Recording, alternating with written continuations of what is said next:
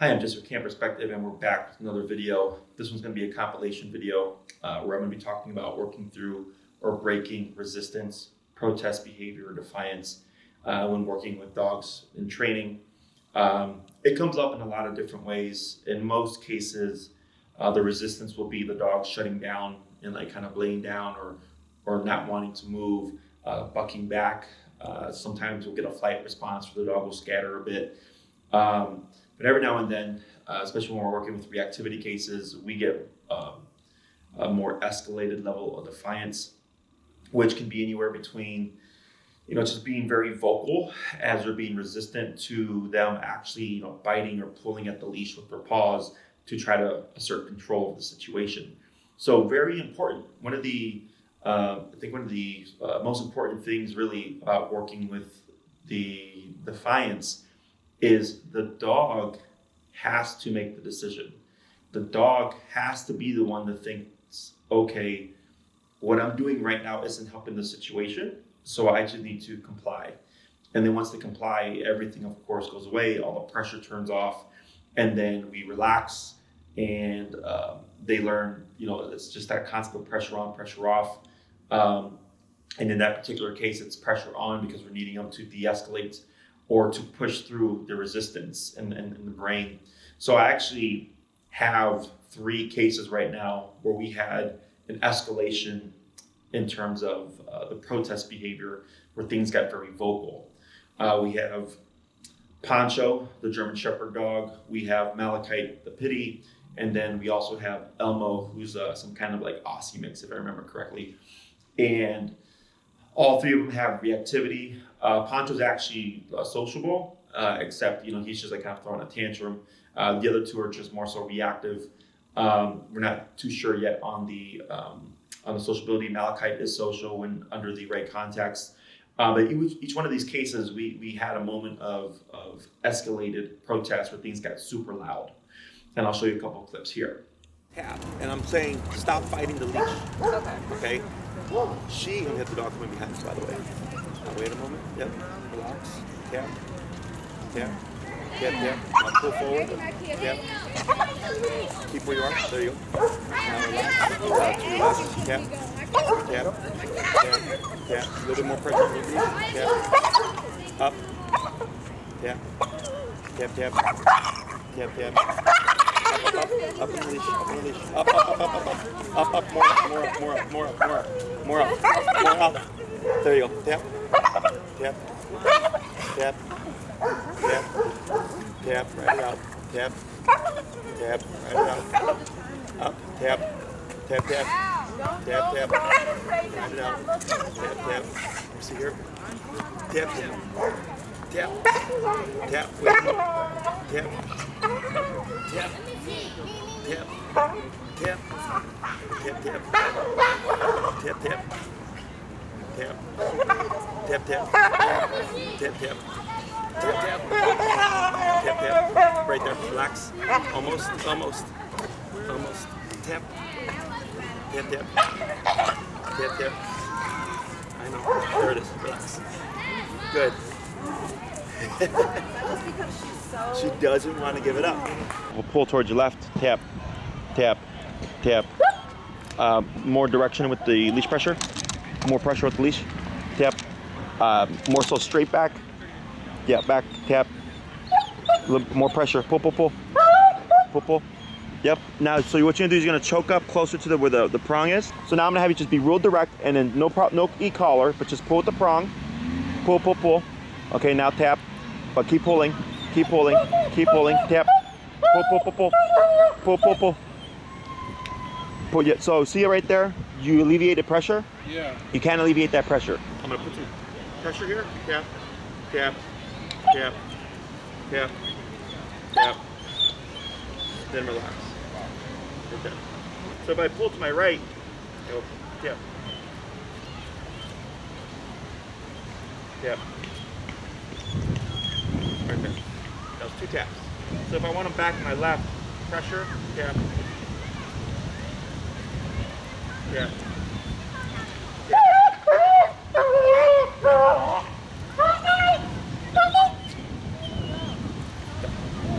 So So that is an asshole. Okay, that was 4 taps, a lot of space. But he's going, I don't want to do it. Put the brakes on.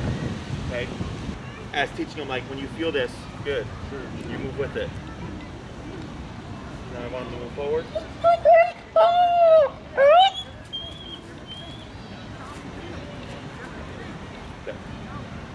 All right. So you see, I was wrong, then right. So as you can see, in each one of these cases, the vocalization is loud. And, one of the things about working with behavior is it's not easy. It's not easy, one, because you're dealing with a dog with behavioral issues that you're trying to work them through it. But then for the average dog owner who's not aware of these things, they typically get concerned with, like, is this normal? Or, like, should I be worried, or things like that. And for me, because I'm so used to seeing these things throughout, 10 years of working with dogs with behavioral issues, it is normal. So, like, I'll tell them this is normal. I mean, this is not the normal dog reaction, but it's normal to see with your dog's particular case. Okay. So we'll start off with Malachite, and you can see where she's putting her paws and she's really fighting that leash. And she did this about 2 to 3 times within that 1 hour session. And this was her second session. So her owner had made some good progress, not as much as we would have liked, but as Malachite's case is a bit more intense in terms of the reactivity and stuff. And she's paired with both the e-collar and the prong collar to give the owner maximum control. So we're just at Oz Park, and the first class we did it off the side of Oz Park on, I believe, is Larrabee. We were on Larrabee, which is a slower section of the park. So we didn't see a ton of reactivity because I wanted to make sure the owner had a good foundation. And then in class 2, we're deeper into Oz Park, where we tend to see a lot of dogs. And then sure enough, we started to see more escalation and reactivity, which is why I did it that way. So right at the very beginning of the session, a dog is passing by and Malachite starts to blow up. And her numbers, it went from like 35 to, I believe, as high as 80. And then you start seeing her, she's getting very vocal. She's biting at the leash. She's pawing at the leash. And what I have the owner do is when you pull straight up, you de-escalate the brain. When you pull back or up and back, you escalate the brain. Okay, so we always want to de-escalate, so I always go straight up and away if I have any concern of the dog redirecting. And because Malachite, of course, is heavy, the owner isn't getting as high as needed with the e-collar going off and holding up on that leash. So I start to help her and pull up on the leash so that we can get a little bit more leverage up. Because when you pull up and the dog is trying to assert control, that's why she's taking the leash with her paws, and you see her biting at the leash because she's trying to take that control back, is when you pull up and the dog's on their hind feet, essentially their body weight and trying to balance on the tippy toes is super difficult, and we're using that to our advantage. Plus, with the remote pressure going off, the dog's just thinking to himself, like, okay, what I'm doing here is making things worse. Things aren't getting better. And eventually, you start to see her remove her paws. And as soon as she removes her paws, we relax all the pressure. Okay, and all the pressure turns off. And she kind of just sits there and she's like panting because she's having to express all the pent-up stress that just happened. Okay, super important. And I pointed out in the video where I say she has to make the decision herself to release that pressure. Most people want to, of course, remove the dog's paws or let the leash go slack. And when you do that, the dog learns nothing. Okay, the dog just stays elevated, the dog stays escalated, the reactivity keeps happening. The dog at no point ever decided, I'm going to stop what I'm doing and choose something else. Okay, and this happens 2 to 3 more times within the video. And I believe after the 3rd time, we had a few more dogs pass by and Malachite was non-reactive. Okay, and the owner comments something like, oh my God, I can't believe she was that calm. And I said, it's because you took the time each time to get her to de-escalate and to remove the paws herself. Super important. Had we not done any of that, every time Malachite would have continued to escalate, and be reactive. That's why it's so important that we ride through these things, okay? Now, it's bad in the sense of the owner emotionally feels uncomfortable because they're not sure what's going on or whether or not it's normal. And of course, for those around, the general public, they may be watching and going what the heck's going on, when really we're just trying to control the situation. And because the dog's never been forced to comply, they're giving a lot of resistance. Okay, and this is a case where like food goes out the window. Food is not going to matter here. Prong collar, she's way too intense for prong collar. That's why we're using both prong and e-collar. And if you watch if you watch my videos, a majority of my dogs are completely on e-collar. There's no prong collar, and if there is any prong collar, very subtle application. And in this case, you see us using it considerably to de-escalate her because she's just that intense of a case in terms of reactivity, and we need a bit more leverage for the owner to help her de-escalate. Okay. In the case of Pancho, he's been, I believe we're on his 4th class. And last class, I saw the owner was struggling with him just vocalizing and being reactive in a bratty manner. He's sociable. He's just throwing a tantrum because he's not being allowed to like socialize with the dogs that he's seeing. So he's just, howling and barking, whatever, but still not acceptable. So at the beginning of the session, of the 4th session, the owner is frustrated. He feels the dog should be, better than he is, which is true. And it's because there was some resistance that they hadn't broken through quite yet. So, I'm coaching the owner through it. And, because prong collar does take a little bit more technical skill, he was doing things incorrectly. So that I step in to demonstrate, like, this is what we want to do. And, I'm applying that pressure on him. And you start to hear Pancho vocalize. And he's not vocalizing out of discomfort. He's not vocalizing because he's in pain. He's vocalizing because he does not want to do what I'm telling him to do. So once I force the compliance, which is gradual pressure, and break that resistance, you see him, start to give into the pressure. And as we repeat it, he actually starts to get he gets much more easier to handle and is following the leash pressure and the prong pressure and the remote very well. And, I tell the owner the reason why he's de-escalated, because even his reactivity dipped down, was because when they first showed up, since he was still not in the right mental state, like he was still kind of winning battles and getting his own way. When it came to not wanting to do things, it was fueling everything else. So if you can't make the dog comply with little things, the bigger things that you're trying to stop, it's based on compliance that the dog was resisting, and it was making it very difficult for the owner to achieve that control. So once I found something to use, which was simply moving the dog from one side to the other and vice versa, and I saw how much resistance he was giving, and I just anchored myself and used the prong pressure with remote pressure to get him to move and give into that pressure, all of a sudden he started to calm down, and also his reactivity came down because I had made him compliant. So then he's thinking, well, I can resist, but Jesse's not going to give up, and this pressure keeps increasing until eventually I cave in and give him what he's looking for. Okay, so it wasn't to the degree of Malachite, where she was, pulling at the leash and biting the leash and stuff. He was just throwing a tantrum. He was just being like a big kid and going like, no, I don't want to do it. Nothing out of the ordinary. But again, it's uncomfortable to watch, and uncomfortable to be within that context, because of course, we're thinking about general public. But if I stop, Pancho doesn't think, oh, you're stopping because like you're embarrassed about the environment or something like that. He just thinks I stopped. So then if I stop and he's getting resistance, now I reinforce his defiant behavior. Catch him a lot more than I do.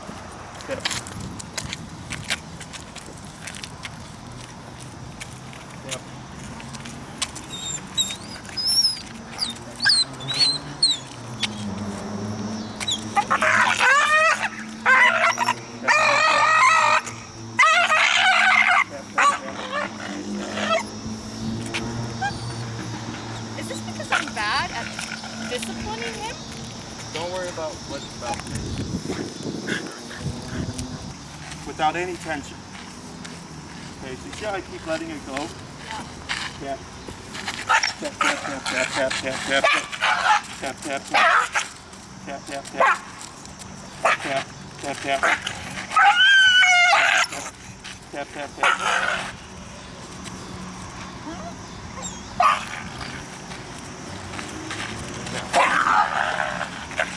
Tap, tap, tap, tap, tap.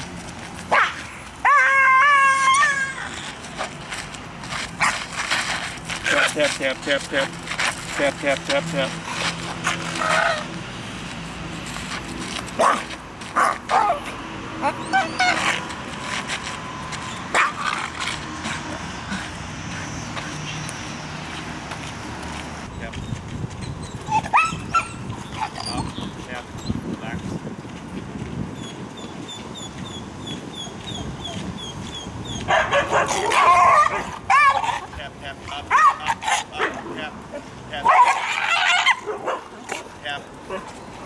Tap. Now back to your left. Back to your left. Pull, pull, pull, pull. There you go. Now up. There you go. Now relax. Good. Did you tap at all at the end? No. No. It's just him being a jackass. So the video you just saw was Elmo. And Elmo's another reactivity case. And he had started off doing really well. And then, then the owner started to have issues and started struggling with things. And then finally, I'm like, okay, I have to see what's going on. And it turns out, she was ignoring a lot of things and not reinforcing, the heel position and as tight, like there's constant pressure on the leash. The dog wasn't walking at her side and it was going unaddressed. So unfortunately, she was working against herself. So I took the leash to demonstrate to her because I wanted to make it more realistic where we're going on an actual walk and not just like back and forth over the course of 30, 40 feet. I wanted to make it very realistic to her. So instead we decided to walk around the park. And once I saw the issue, I knew that, I had to, take the leash to demonstrate. And as soon as I took the leash in the beginning, he was doing fine. And then he started to get super vocal and making some really odd sounds. Okay. And to the point where, he almost the martingale looked like it was coming off. So I had to switch him to my slip leash and because his intensity was getting so high, there was a concern of a possible redirect with the frustration, and then I didn't want to get bit. So I needed something that was going to give me a bit more leverage. So we switched him to that slip leash. So same concept, reactive dog, being resistant, didn't like being away from the owner, didn't like being remoted. And I had dipped it down. She had it much higher. And then when I dipped it down, it went down, I believe, the 24 to 30s range. And he was being super vocal. And I hope in the video you see my thumb, where I had my thumb off of the remote, very exaggerated, because I wanted to demonstrate that I was not remoting the dog, that he was just barking and making these noises in defiance, okay? So to make it very clear to the owner that what I'm doing here, there is no remote, this is the dog actively being defiant and not wanting to give in and move with me, and then putting very spaced out taps to get him to break that resistance. And then as we proceed in the lesson, his number does go up because once I break the resistance and he stops the vocalization, I'm able to then start using the remote to start reinforcing that obedience that he's supposed to be doing. And I think I end up back in that 50s or 60s range for him. And I point out to the owner and I say, earlier, we were at 24 or whatever, and he was being super vocal. Now we're back to being 50s or 60s, and now he's not being vocal. And the reason why I pointed that out is because I wanted her to see very clearly, he's not in any clear physical discomfort. It was really the emotional discomfort of either one, not liking the fact that I took him away from his owner, or two, that I was reinforcing a much more strict, tighter heel because she was letting things go, that he kind of regressed back to stage one, where, right back at the beginning. And then he didn't like the fact that I was implementing those rules again and making him be compliant. So then, after we again worked through the defiance and break that protest behavior, we saw, I believe, 8 to 10 dogs during that hour-long session. And he only had one reactive moment. And that reactive moment was in response to another dog's energy and also reactivity. It was a husky, and the husky was kind of pouncing around. And, it started to bother him. And then right when the husky was in front of his line of sight, the husky barked, and then he became reactive. And you see, the client pull straight up and start remoting, because again, up de-escalates, up and back or back escalate. So she de-escalates him, and then we continue the walk, and then she sees a number of other dogs, and there was no reactivity because 1, we broke the resistant behavior, 2, she was giving space, and then 3, she was being much more proactive and applying the remote, whereas before she was not reinforcing the obedience, and then also waiting more so to the last minute for when he was being super bad before she started implementing the remote, which doesn't work well. Okay, we always want to be super proactive when it comes to addressing dog behavior to be the most successful. So the purpose of this video is to demonstrate, if you do not break through those tough parts,